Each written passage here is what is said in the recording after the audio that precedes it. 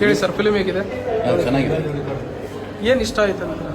ಅದೇ ಮೆಸೇಜ್ ಇದೆ ಯೂತ್ಗೆ. ಈಗ ಅವರು ಸ್ವಲ್ಪ ಮನೇಲಿ ದೊಡ್ಡವ್ರ ಮಾತು ಕೇಳ್ದೇನೆ ಈ ಥರ ಲಿವಿಂಗ್ ಟುಗೆದರು ಕೊನೆಗೆ ಈ ಥರ ಎಂಡಿಂಗು ಈ ಥರ ಆಗುತ್ತೆ ಅನ್ನೋದೊಂದು ಮೆಸೇಜ್ ಇದೆ. ಈಗಿನ ಸಮಾಜದಲ್ಲಿ ಇಂಥ ಘಟನೆಗಳು ಆಗ್ತಾ ನಡೀತಾ ಇರ್ತವೆ. ಇದೆ. ಹೌದು, ಅದಕ್ಕೆ ಒಳ್ಳೆ ಮೆಸೇಜ್ ಇದೆ. ಸರಿನಾ ತಪ್ಪಂತೀರ ಸರ್? ಅದು ಅವ್ರವ್ರ ಇದ್ರ ಮೇಲೆ ಹೋಗುತ್ತೆ. ಲಿವಿಂಗ್ ಟುಗೆದರು ತಪ್ಪು ಅಂತ ಹೇಳೋದಕ್ಕಾಗಲ್ಲ, ಬಟ್ ಅವರ ಇದರಲ್ಲಿದ್ದರೆ ಅವ್ರ ಸೇಫ್ಟಿಲಿ ಅವ್ರು ಇದ್ದರೆ ತುಂಬ ದುಡುಕಿ ಮುಂದುವರಿಬಾರ್ದು. ಏನೇ ಅದು ಅಷ್ಟೇ. ಕೊನೆವರೆಗೂ ಹೊಂದಾಣಿಕೆ ಹಂಗೆ ಇರ್ಬೇಕಂತೀರಾ ಅಥವಾ? ಹೊಂದಾಣಿಕೆ ಇರಬೇಕು. ಅದ್ರ ಜೊತೆಗೇನೆ ಮನೇಲಿ ಹಿರಿಯರ ಮಾತನ್ನು ತಗೊಳ್ಬೇಕು.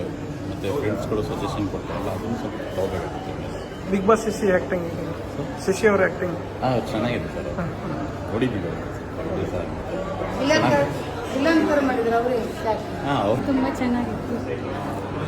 ಏನು ಇಷ್ಟ ಆಯ್ತು ಮೇಡಮ್ ಸ್ಪೆಷಲ್ ಆಗಿ? ಅಂದರೆ ಪೇರೆಂಟ್ಸ್ನವರು ತಮ್ಮ ಮಕ್ಕಳನ್ನು ಯಾವ ರೀತಿ ಕೇರ್ ಮಾಡಬೇಕು ಅನ್ನೋದು ತಿಳ್ಕೊಳ್ತೀನಿ ನಾನು. ನಿಮ್ಗೆ ಇಷ್ಟ ಆಯ್ತು? ಹಾಂ, ತುಂಬ ಇಷ್ಟ. ಹೀರೋ ಹಾಂ, ಆ್ಯಕ್ಟಿಂಗ್ ಎಲ್ಲ ತುಂಬ ಚೆನ್ನಾಗಿತ್ತು. ಈ ಥರ ಮೆಸೇಜ್ ಇರುವಂಥ ಫಿಲಿಮ್ ಚೆನ್ನಾಗಿ ಇದು. ಈ ಥರ ಲಿವಿಂಗ್ ಟುಗೆದರ್ ಅದು ಒಳ್ಳೇದಂತೀರಾ ಕೆಟ್ಟದಂತೀರಾ? ನಿಮಗೆ ಕಂಟಿನ್ಯೂ ಆಗ್ಬೇಕಂತೀರಾ? ಇತ್ತೀಚಿನ ದಿನಗಳಲ್ಲಿ ನಡೀತಾ ಇದಾವೆ ಇವೆಲ್ಲ. ಈ ಥರದ್ದೆಲ್ಲ ನೋಡಿದ್ರೆ ಅದೇ ಆಗೋದು ಸರಿಯಲ್ಲ ಅಂತ ಅನಿಸ್ತದೆ. ಮದುವೆ ಸಂಪ್ರದಾಯ ಅದೇ ಒಳ್ಳೇದಂತೀರಾ? ಹಾಂ ಶಶಿ ಅವರ ಆ್ಯಕ್ಟಿಂಗ್ ಹೆಂಗಿದೆ ಮೇಡಮ್? ಹಾಂ, ಇಬ್ಬರದು ಆ್ಯಕ್ಟಿಂಗ್ ಎಲ್ಲ ತುಂಬ ಚೆನ್ನಾಗಿದೆ. ಏನು ಹೇಳೋದು, ತುಂಬ ಚೆನ್ನಾಗಿದೆ.